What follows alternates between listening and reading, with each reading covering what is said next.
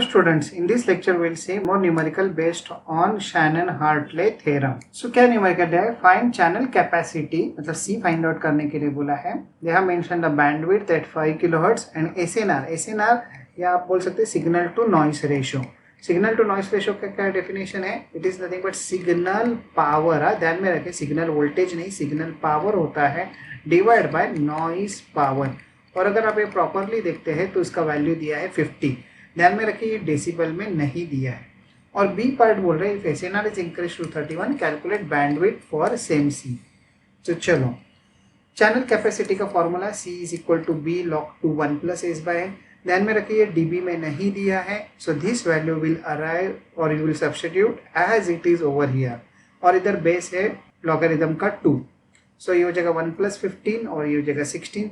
और being a base 2 over here, I will prefer writing 16 as 2 to the power 4. तो ये 4 इधर आ जाएगा और log 2 to the base 2 will become 1 and it will turn out to be 20,000 और 20k. अभी channel capacity का unit क्या है? So it becomes beats per second. Okay, वो डिजिटल जैसे हम लोग उसको कंसिडर करते हैं तो यूनिट हो जाता है बीट्स पर सेकेंड.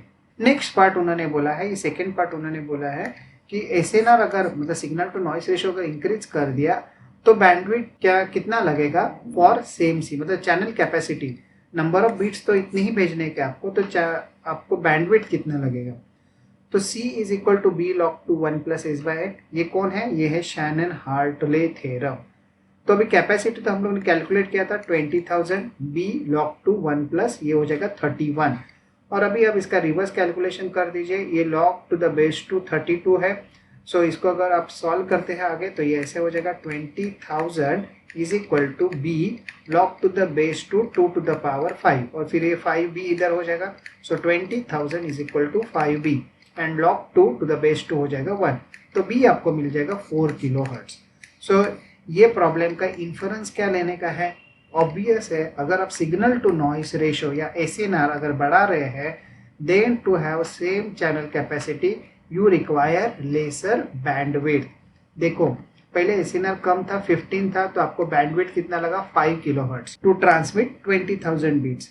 फिर आपने क्या किया? 20,000 बीट्स से अगर आपको ट्रांसमिट करने के हैं और अगर आप सिग्नल टू नॉइस रेशो बढ़ा सकते हैं, एस बाय एन अगर आपने बढ़ा दिया तो आपको बैंडविड्थ कम लगेगा. तो टेलीकम्युनिकेशन में यही तो इम्पोर्टेंट पॉइंट रहता है, somehow you have to increase the signal to noise ratio.